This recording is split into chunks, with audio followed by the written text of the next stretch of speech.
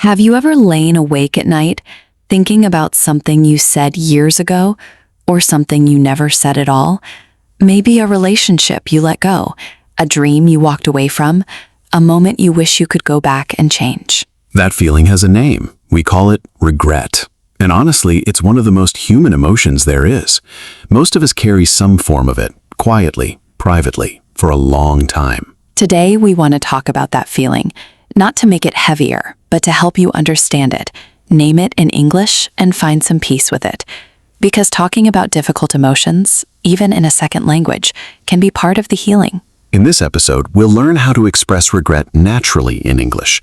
We'll look at the words and phrases real people use, and we'll talk about how to move through that feeling, not just around it. If this kind of conversation feels meaningful to you, we'd love for you to stay with us. You can subscribe to Leo and Luna Talks so you never miss an episode. So let's take a slow breath together, and let's begin. Main Teaching Section 1. Expressing regret in the past. The most common way to express regret in English is with the phrase, I wish I had, or I should have. These two structures are used when we look back at something and feel that it didn't go the way we wanted. For example, I wish I had spent more time with my father before he passed, or I should have told her how much she meant to me. Do those sentences feel familiar? Most of us have thought something very close to that. Let's look at the grammar for just a moment, gently. I wish I had is followed by a past participle. So, I wish I had listened more. I wish I had stayed in touch. I wish I had chosen differently. And I should have works the same way. I should have called him. I should have been more patient. I should have taken that chance. These phrases carry weight. They carry emotion. And that's exactly why they matter. When someone says, I should have been there, you feel what they mean, even before you understand the whole story. Here's something worth reflecting on.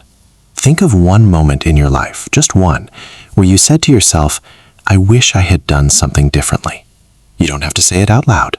Just let that feeling sit for a moment. That feeling is what gives these phrases their meaning, and now you have the English words to express it. Main Teaching Section 2. Talking about regret over time. Some regrets are small. You wish you had ordered something different at a restaurant. You wish you hadn't said something in a moment of frustration. But other regrets run deep. They stretch over years, sometimes decades. Those are the ones we carry, the ones we think about in quiet moments. I regret not going back to school. I regret losing touch with that friend. I regret the way I raised my children, even though I was doing my best. For these kinds of long-held regrets, we often use slightly different language. We might say, looking back, I realize or if I could do it over, I would have. For example, looking back, I realize I was too afraid to speak my truth. Or, if I could do it over, I would have spent less time worrying and more time living. In more formal situations, perhaps in a letter, a journal, or a serious conversation, you might also hear, in hindsight.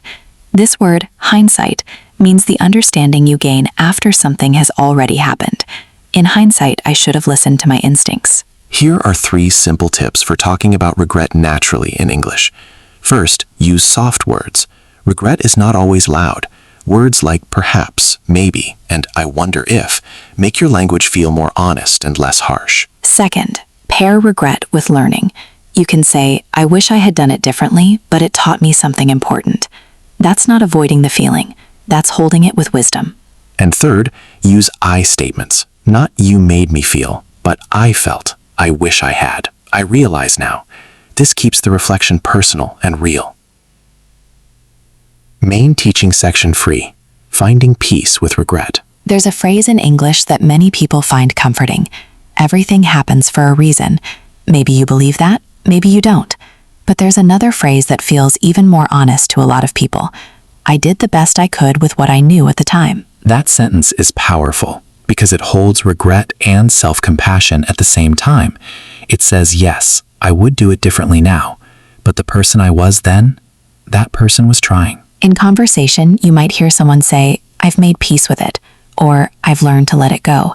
These phrases show that someone has moved through the pain, not forgotten it, but accepted it. Here's a short, natural conversation that shows how this might sound between 2 old friends. Do you ever think about the years you spent in that job you hated? Sometimes. I wish I had left sooner, but I was scared. I had a family to support. I've mostly made peace with it now. I understand that. I think we all have something like that. Notice how natural that feels.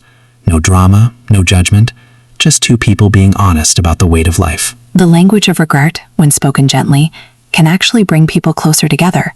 It's one of the most connecting things a person can say. I've been there too.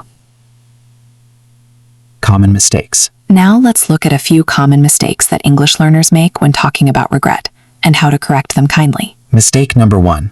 Saying I would have instead of I wish I had. This is a very common error, even among native speakers in casual speech. But in careful English, the correct form is I wish I had stayed, not I wish I would have stayed. Mistake number 2. Using present tense when past is needed. For example, I wish I'd go back and change things. The correct version is I wish I could go back and change things. Regret lives in the past. Your grammar needs to reflect that. Mistake number 3. Confusing regret as a noun and a verb. You can say, I have deep regrets about that. That's the noun, plural. Or, I regret saying that. That's the verb.